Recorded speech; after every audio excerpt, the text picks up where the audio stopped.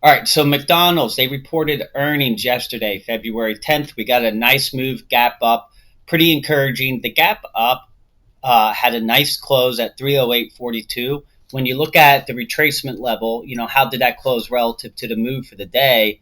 The 50% is 305.90. So that's your 50% retracement level, meaning, of the entire move on earnings day, February 10th, 50%, if you were to look at where's 50% of that move, it's at 305.90. And we closed well above that. So, what I'm going to be doing this morning is taking a position immediately at the open in McDonald's, and I'll only get out if we close below this 50% retracement level. And I think there's a lot of support here. Here's last earnings day, right? We never closed above it. But here, now look at this volume. You had 18.8 million shares. I'm looking at this number right here, 18.8 million shares. You never got back above this range until this earnings day. And look at the amount of volume on this gap up, 8 million shares. And look at the close, very strong. So what people need to understand is the amount of volume here relative to here and the new trend that was set means there's not a lot of sellers right now in McDonald's, a lot of strength. And if I was to jump over here on my other tab here, you would see the same thing. So let's go ahead and look at on balance volume, which is level 2, right? So each one of these is a level 1, level 2, level 3, level 4. So I'm looking at level 2 for this instance, right? So level 1, let's just go over real quick, right? You got a lot of momentum, a little bit overextended, but still encouraging, right?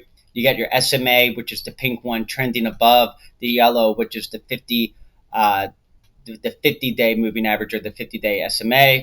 And here's your on balance volume. And then you got a 90-day SMA, right? Think of this kind of as buyer support for on balance volume. You can see right here, this was a great opportunity to buy. And then going forward, you could see a little bit of resistance here as the stock struggles to get back above it. Until today, we got 7.7 million on OBV. That's going to be the highest on balance volume since January of this year. So very encouraging there. And then we also got our Cato, which is going to be our level 3. And you got this rising, which is really encouraging. And that's supply and demand, right? And we're seeing that demand come through to the upside because this is positive. If you were to look at these numbers coming out the negative, right? Now we're at 1.7 million with the weighted moving average of 1.1. That's very encouraging. Like I said before, right, you had a very good close here on McDonald's. So that also represents buying pressure well above the 50% retracement level. Then look at your chalk and money flow.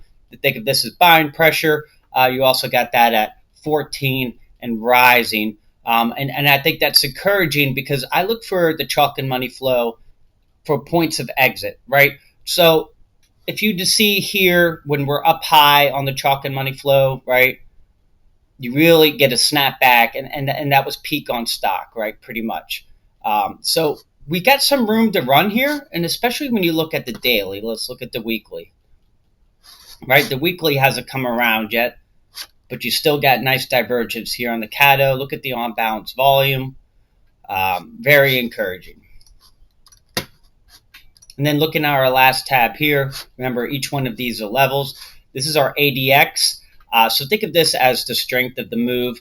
This one looks a little bit more concerning, but it's also a little bit early, right? We just had earnings, and you got a pretty good reaction here with the ADX increasing.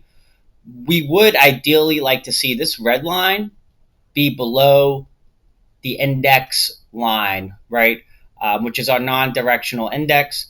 Right, so this orange line right here, you want to see this. If you could see right there, it says 1571. You typically want this to be in the mid-20s. But, it makes sense that we have a weakened ADX given that this is what we've been dealing with, right? Not a lot of strength. You even have an inverse head and shoulders here that gets rejected, right? And then you have another inverse head and shoulders here. And then you get your pop. But everything looks great. I think we're going to see lighter volume to the upside, which is going to be really beneficial for continued momentum. And look at our MACD here, and as well as our relative vigor. So everything says you got some strength in here. So a nice early morning buy, even if it goes against me, I don't see this completely falling out of bed. So The risk here is logical to step in without, maybe an out of money call, looking at possibly, 315, maybe 310, probably a 310, maybe not that much out of the money, just looking for a close above this range. But we'll see what happens today. You got Fed speak. So it might take a few days for this trade to play out, but as long as we're above that 50% level at 305.90, I'm not worried.